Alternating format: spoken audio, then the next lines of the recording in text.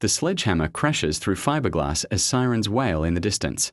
Sarah's hands shake, not from destroying her own pool, but from what she's about to show the police officers racing toward her backyard. The registered letter in her pocket holds the truth that will shatter Karen's world, but first, she has to tear down everything she built to prove she owns the right to destroy it. Sometimes justice requires demolition. The first crack appeared in Sarah Chen's perfect suburban life at exactly 3:47 p.m. on a Tuesday, delivered by a woman whose sense of entitlement had apparently been forged in the fires of homeowner association. Hell. Excuse me. The voice cut through the afternoon air like a rusty blade. That pool is on my property. Sarah looked up from the pool deck where she'd been applying the final coat of sealant to the beautiful above-ground installation she'd spent 3 months planning and 2 weeks building. Her hands, still sticky with the waterproof coating, trembled slightly as she processed the words. The woman standing at her fence line was everything Sarah had learned to fear about suburbia condensed into one perfectly coiffed package. Blonde hair shellacked into submission, arms crossed over a polo shirt that probably cost more than Sarah's monthly grocery budget, and eyes that held the particular brand of righteous fury that came from never being told no as an adult. I'm sorry. Sarah set down her brush carefully, buying time to gather her thoughts. Karen Mitchell. The woman didn't offer her hand. I live next door, and I'm telling you that pool is sitting on my land. You need to move it. Today. Sarah's laugh came out sharper than she intended. That's impossible. I had the property surveyed before I even broke ground for the deck. This is definitely my yard. Karen's expression shifted into something that might have been pity if it weren't so condescending. Oh, honey, did you get that survey from Jim Peterson? Because he's been making mistakes all over this neighborhood. My husband Dale is a real estate attorney, and he had our property professionally surveyed last month. Your little pool project is sitting 18 inches over our line. The words hit Sarah like ice water. She'd saved for 2 years to afford this pool, working double shifts at the hospital, skipping vacations, eating ramen for dinner more nights than she cared to count. It was supposed to be her sanctuary, her one perfect thing in a life that had been steadily falling apart since her divorce. I don't believe you, Sarah said, her voice steadier than her hands. Karen's smile was razor-sharp. Well, you're about to. Dale's already contacted the city about the violation. You have 72 hours to remove it, or we'll be forced to take legal action. Legal action. Sarah stepped closer to the fence, close enough to see the calculation in Karen's eyes. Over 18 inches. Property rights are property rights, sweetie. Maybe you should have thought about that before you decided to build without proper permits. The lie landed like a physical blow. Sarah had permits. She had receipts. She had spent weeks navigating the bureaucratic maze of city planning offices and inspection schedules. Every piece of paperwork was filed correctly. Every regulation followed to the letter. I have permits, Sarah said quietly. Do you? Because Dale checked, and there's no record of any pool permits issued for your address this year. The world tilted sideways. Sarah's permits were in her kitchen drawer, stamped and signed and completely legitimate, which meant either Karen was lying or someone had made a very dangerous mistake. You're wrong, Sarah said. Am I? Karen's voice dropped to a theatrical whisper. Because I think you might want to check on that. Dale has friends at the planning office. Important friends who don't appreciate people cutting corners on safety regulations. The implication hung in the air like smoke.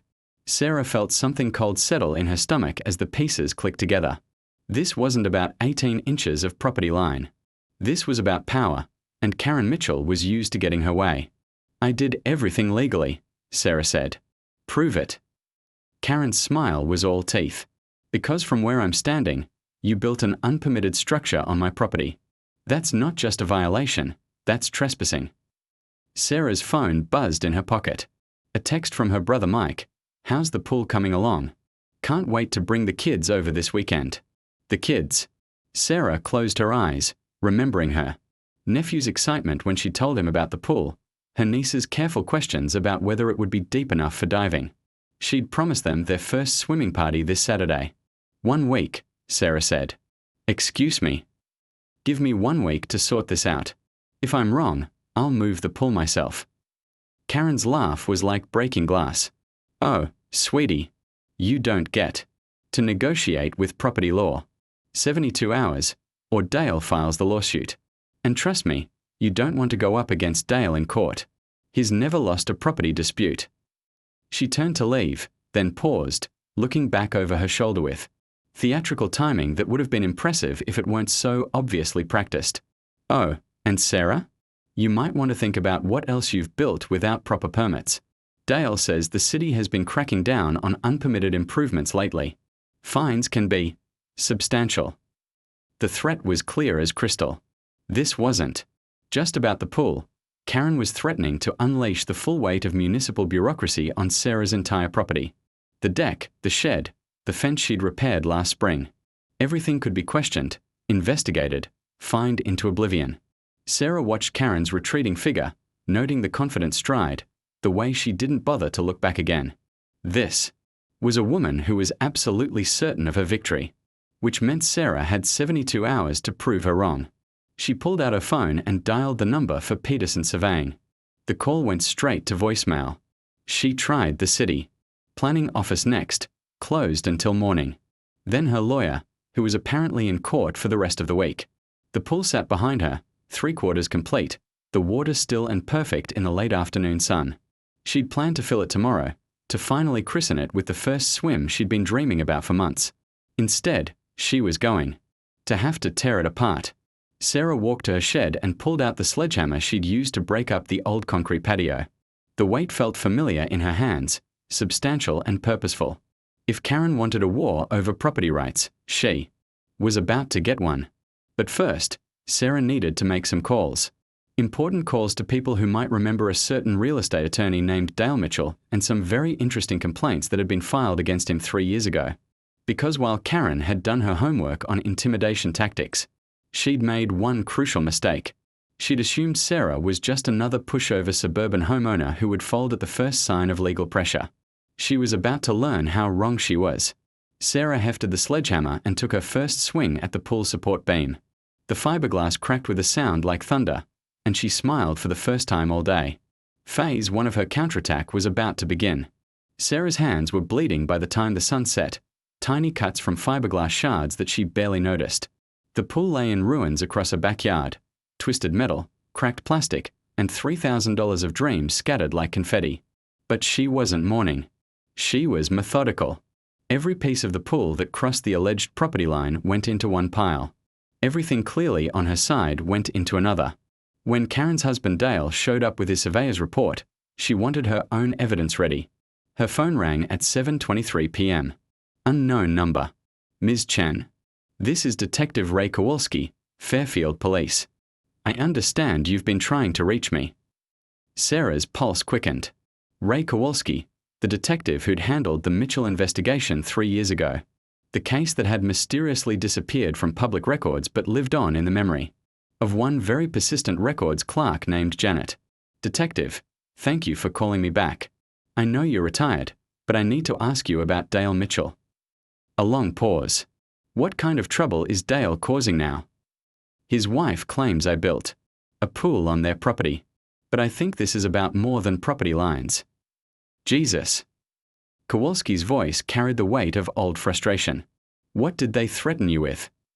Legal action if I don't remove my pool in. Sarah checked her watch. 68 hours. Plus they're claiming my permits are invalid. Same playbook. Kowalski sighed. Listen, I can't officially help you, but hypothetically speaking, if someone were to check the property records for 247 Elm Street, your address, they might find some interesting discrepancies in the Mitchell deed. Sarah grabbed a pen. What kind of discrepancies? The kind that suggest Dale Mitchell has been claiming property he doesn't own for years.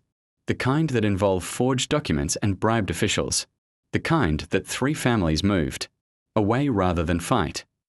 Her blood ran cold. He's done this before. 5 times that I could prove. But every time we got close to charges, witnesses disappeared. Evidence got lost. Important people made phone calls. Kowalski's bitterness was palpable.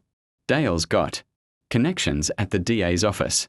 Had them, anyway. Had them. District Attorney Morrison retired last month. His replacement is less sympathetic to good old boy networks. Hypothetically speaking. Sarah's mind raced. Detective, if someone had new evidence, solid evidence, would it be worth pursuing? Hypothetically, if that evidence included financial records showing pattern and practice, if it included documentation of the other families he's terrorized, if it showed he's been systematically stealing property through fraudulent surveys and intimidation. Kowalski paused. That would be a prosecutor's dream case.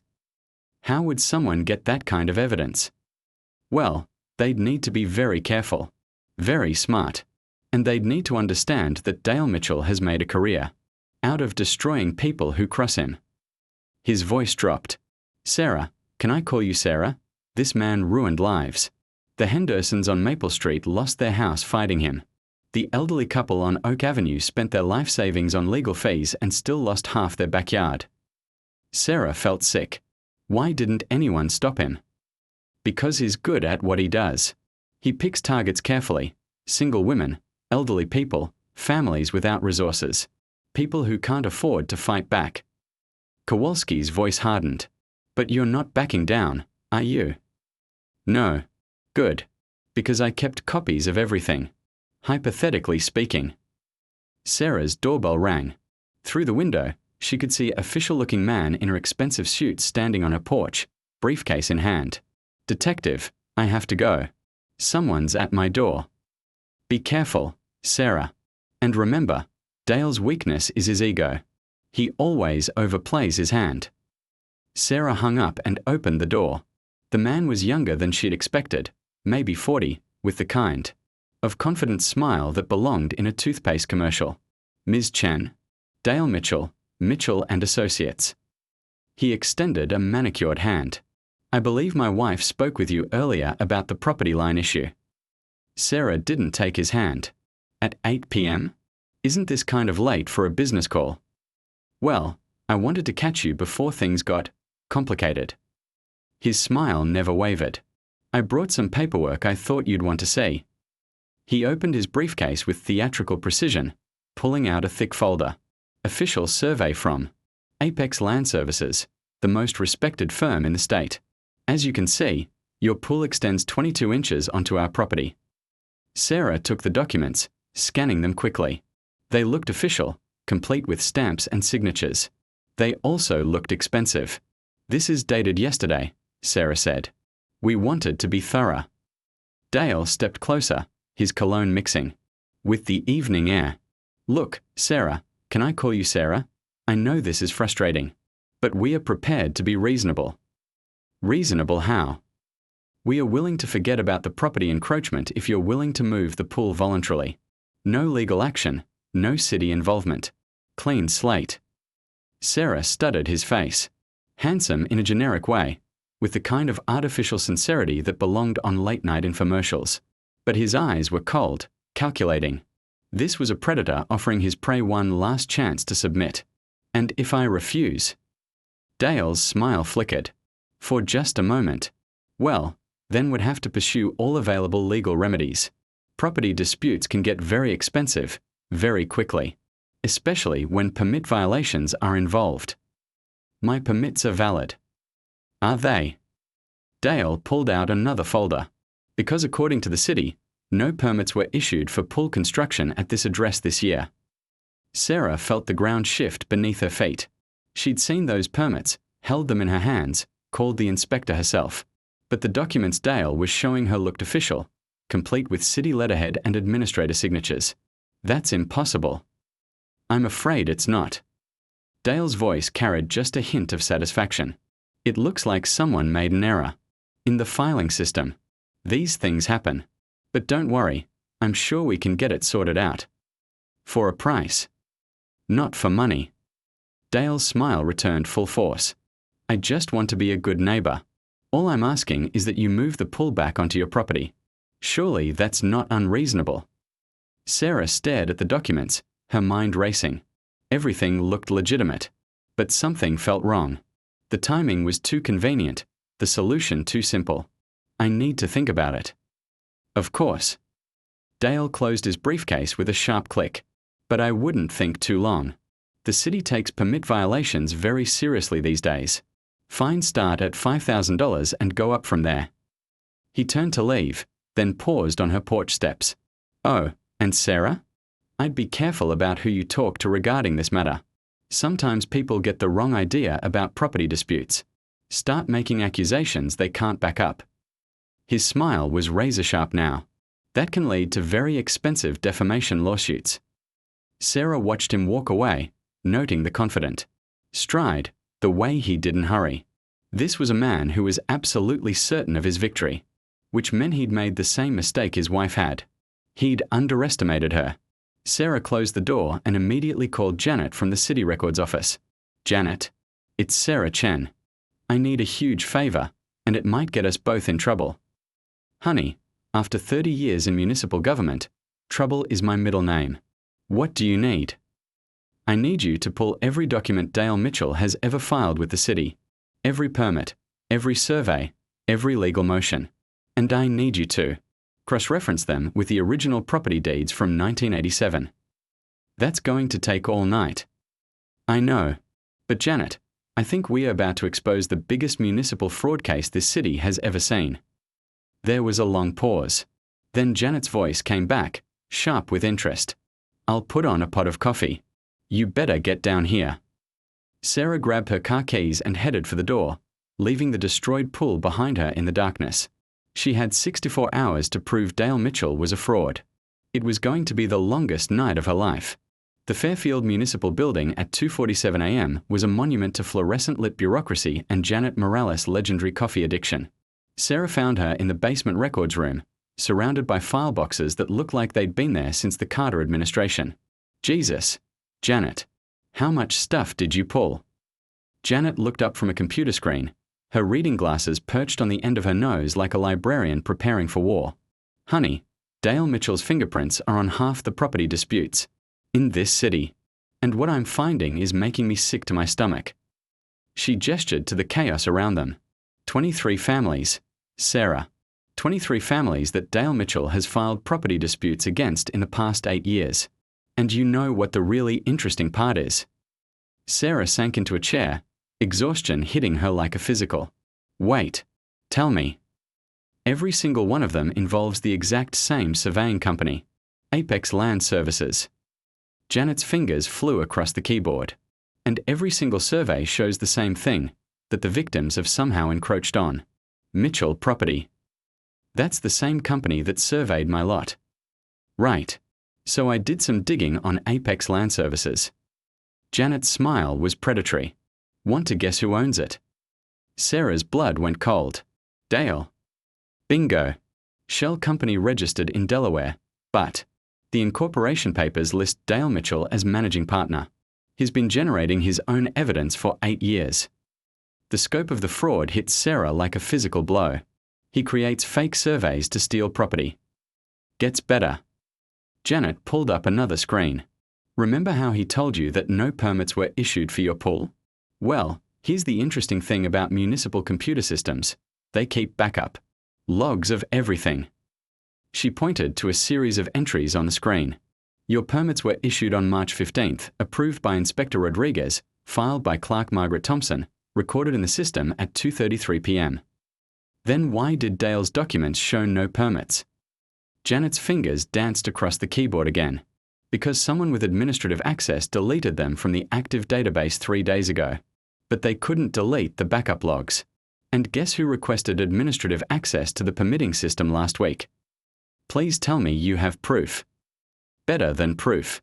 I have the access logs.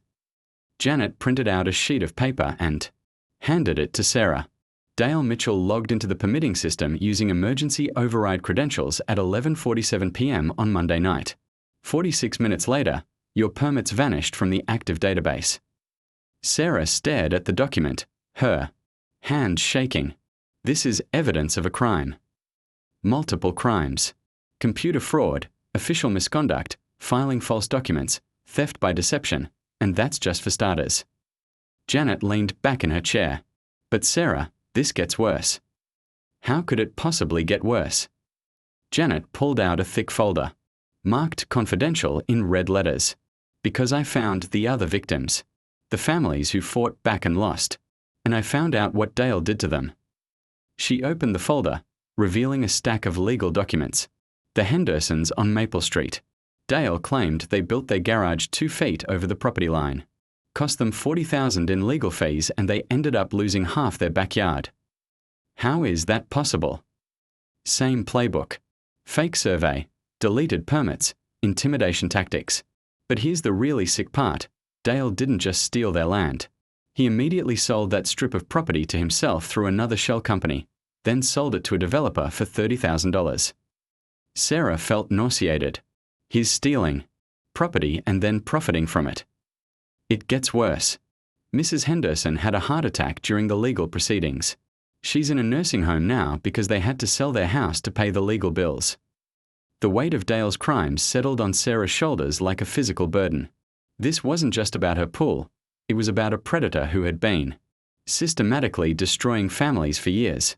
Janet, we have to stop him. Honey, I've been trying to stop him for 3 years. But every time I brought concerns to my supervisor, I got told to mind my own business. Dale has friends in high places. Had friends. Detective Kowalski said the new DA isn't part of the old boy network. Janet's eyes lit up. You talk to Kowalski. That man's been waiting years for someone to take another shot at Dale Mitchell. Sarah's phone buzzed. Text message from an unknown number. Stop digging or you'll regret it. Some stones are better left unturned. He's watching me, Sarah said, showing Janet the message. Good. That means we're getting close to something he doesn't want us to find. Janet's fingers flew across the keyboard again. And I know what it is. She pulled up a property map of Sarah's neighborhood, then overlaid it with Dale's various property claims over the years. The pattern that emerged made Sarah's blood run cold. Oh my God. Yeah, Dale hasn't been stealing random strips of land. He's been systematically acquiring pieces of property that form a continuous boundary around the entire block. Janet traced the pattern with her finger. If he can get your backyard, he'll have created one massive lot that he can sell to developers. $4 million. He's been planning this for years. Look at this. Janet pulled up another document. Hillcrest Development Corporation filed preliminary plans with the city last month for a luxury apartment complex. Want to guess where they want to build it? Sarah stared at the development plans. The proposed building footprint covered her entire neighborhood, including her house, her yard, and every other property Dale had been systematically stealing pieces of. He's going to tear down the whole neighborhood and make himself rich in the process. The only problem is, he needs your property to complete the package. Without it, the deal falls apart. Sarah's phone rang. The caller ID showed her lawyer's number. Marcus. Thank God you're calling me back. Sarah, where are you? Marcus Chen's voice was tight with stress. I've been getting calls all evening from Dale Mitchell's office. They're claiming you've been harassing them, making false accusations. Marcus, listen to me. No, you listen. Dale Mitchell is not someone you want to mess with. He's got connections throughout the city and is threatening to file harassment charges if you don't back off. Sarah felt the walls closing in. Marcus, he's been stealing property for years. I have proof. What you have is a property line dispute that you're turning into a conspiracy theory. Sarah, I'm telling you as your lawyer and your friend, apologize. To the Mitchells, move your pool and let this go. You don't understand. I understand that Dale Mitchell has never lost a property case, and you're about to lose everything fighting him. Drop this, Sarah, before it's too late. The line went dead. Sarah stared at her phone, feeling more alone than she had since her divorce. He got to your lawyer too, Janet said quietly. How is that possible? Dale's been building his network for 20 years. He knows where the bodies are buried, who owes whom favors, which judges like their campaign contributions on schedule. Janet gathered up the documents they'd assembled. But Sarah, we have something Dale doesn't expect. What's that? We have the truth. And we have someone who isn't afraid of him anymore. Sarah looked around the records room, at the evidence of Dale's crimes scattered across every surface. Tomorrow morning, he would expect her to surrender, to move her pool and accept defeat like all his other victims. Instead, She was going to do something that would either destroy Dale Mitchell or destroy herself. Janet, I need you to make copies. Of everything. And I need you to call Detective Kowalski. What are you planning? Sarah picked up her phone and started typing a text message to Dale Mitchell. Tomorrow morning, 10 a.m., my backyard. Bring your surveyor and your lawyers. I'm ready to discuss terms. She hit send and looked up at Janet. I'm going to give Dale Mitchell exactly what he wants. And then I'm going to watch his whole world collapse. Janet stared at her for a long moment, then broke into a grin. Honey, I think I'm going to like the way you think. But as they prepared to leave the municipal building, neither of them noticed the black sedan parked across the street, or the man behind the wheel taking pictures of them through the long telephoto lens. Dale Mitchell's network was bigger than they knew, and he was about to remind Sarah why 23 families had chosen surrender over fighting him. The real war was just beginning. At 9:47 a.m., Sarah's backyard looked like a crime scene. The destroyed pool lay scattered across the grass in calculated piles, evidence sorted by location, photographed from every angle, marked with bright orange flags that Janet had borrowed from the city's utility department. Sarah stood in the center of it all, wearing her best business suit and holding a manila folder that contained enough evidence to end careers. She wasn't alone. Detective Ray Kowalski sat in an unmarked car. At the end of her driveway, officially off-duty but unofficially documenting everything through a telephoto lens. Janet crouched behind Sarah's garden shed with a digital recorder, ready to capture every word. And hidden in Sarah's house, connected to her laptop via webcam, Assistant District Attorney Maria Santos watched through the kitchen window. The new DA's office had been very interested in Janet's evidence. At exactly 10 a.m., 3 black SUVs pulled up to Sarah's house like a presidential motorcade. Dale Mitchell emerged from the lead vehicle flanked by 2 men in expensive suits, his lawyers, Sarah assumed. Behind them came a third man carrying surveying equipment, and bringing up the rear, Karen Mitchell, looking like she was dressed for a tennis match at the country club. Sarah. Dale's voice carried across the yard with artificial warmth. Thank you for being reasonable about this. I knew we could work something out. Sarah didn't move from her position in the center of the debris field. Dale, you brought quite an entourage. Just want to make sure we handle this properly. Dale's smile was predator bright as he approached, his legal team flanking him like bodyguards. I have to say, I'm impressed. You've certainly been thorough in your demolition. His eyes scanned the organized piles of pool debris, and Sarah caught a flicker of unease cross his face. This wasn't the chaotic destruction of a defeated homeowner. This was methodical, purposeful, documented. I wanted to be sure I understood exactly what I was destroying, Sarah said. Well, that's very conscientious of you. Dale pulled out a folder of his own. I've brought the property settlement agreement. Sign this, and we can put this whole unpleasant business behind us. Sarah accepted the document but didn't open it. Before I sign anything, I have a few questions. Of course. Fire away. How long have you owned Apex Land Services? The question hit Dale like a physical blow. His smile flickered for just a moment before snapping back into place, but Sarah caught the tell, a slight tightening around his eyes. I'm not sure what you mean. The surveying company that coincidentally finds property line violations for every single one of your neighbors. The Delaware Shell Corporation registered under your name. Sarah's voice remained conversational, but her words cut like surgical instruments. How long have you been generating your own evidence, Dale? One of Dale's lawyers stepped forward. Ms. Chen, these accusations are completely inappropriate, are they? Sarah opened her manila folder and pulled out the first document. Because according to the state corporate registry, Dale Mitchell has been the managing partner of Apex Land Services since 2016.